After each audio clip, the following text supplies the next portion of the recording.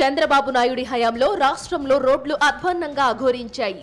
అయినా టీడీపీ అనుకూల మీడియాకు అది కళ్లకు ఇంపుగానే అనిపించింది. వాటి మీద ఒక్క వార్త రాయలేదు.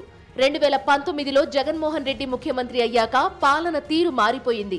చంద్రబాబు నాయుడుకి చేతకాని దాన్ని జగన్మోహన్ రెడ్డి వేల రెట్లు సమర్థవంతంగా చేసి చూపించి సత్తా చాటారు.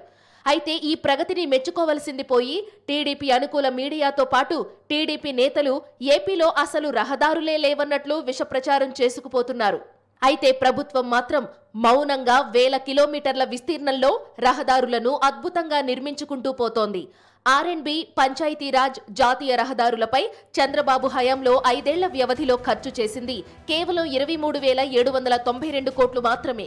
అది కూడా నాసిరకం రోడ్లను నిర్మించి చేతులెత్తేశారు. జగన్మోహన్ రెడ్డి హయాంలో కేవలం 4.5 ఏళ్లలోనే ఈ రహదారుల కోసం ఏకంగా 42,236 కోట్ల రూపాయలు ఖర్చు చేసి సరికొత్త చరిత్ర సృష్టించారు. టీడీపీ హయాంలో రోడ్ల నిర్వహణను గాలికి వదిలేశారు.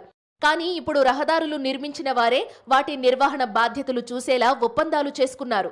ఇక చంద్రబాబు హయాంలో 2017-2018 కాలంలో రోడ్ల నిర్మాణానికి ఉద్దేశించిన 3,000 కోట్ల రూపాయల నిధులను ఎన్నికల సమయంలో పసుపు కుంకుమ ఖాతాకు మళ్లించేసి రోడ్లను గాలికి వదిలేశారు చంద్రబాబు. ప్రధాన రహదారుల నిర్మాణానికి బాబు హయాంలో 4,325 కోట్లు ఖర్చు చేస్తే జగన్మోహన్ రెడ్డి హయాంలో 7,340 కోట్లు ఖర్చు చేశారు. పంచాయతీరాజ్ రోడ్ల నిర్మాణానికి టీడీపీ 3,160 కోట్లు మాత్రమే ఖర్చు చేస్తే వైఎస్ఆర్ కాంగ్రెస్ ప్రభుత్వం 5,443 కోట్లు ఖర్చు చేసింది. జాతీయ రహదారుల నిర్మాణానికి బాబు హయాంలో 14,353 కోట్లు ఖర్చు చేస్తే జగన్మోహన్ రెడ్డి పాలనలో 25,304 కోట్లు ఖర్చు చేశారు. ఇలా ఏ రకమైన రహదారుల నిర్మాణాన్ని తీసుకున్నా టీడీపీ హయాం కన్నా ఎన్నో రెట్లు ఎక్కువగా నిధులు కేటాయించి వాటిని నాణ్యంగా నిర్మించింది ప్రస్తుత ప్రభుత్వం. ఈ ఏడాది వర్షాకాలం ముగిసిన నేపథ్యంలో 1,121 కోట్ల రూపాయలతో రోడ్ల నిర్మాణానికి ప్రభుత్వం నిధులు మంజూరు చేసింది.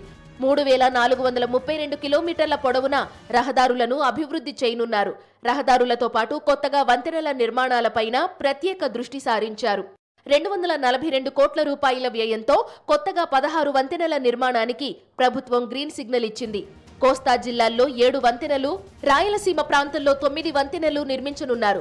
ఇవన్నీ పూర్తయితే ఆంధ్రప్రదేశ్ ముఖ చిత్రమే అద్భుతంగా మారిపోవడం ఖాయమంటున్నారు మేధావులు. కొత్త రహదారుల పట్ల ప్రజలు కూడా హర్షాతిరేకాలు వ్యక్తం చేస్తున్నారు.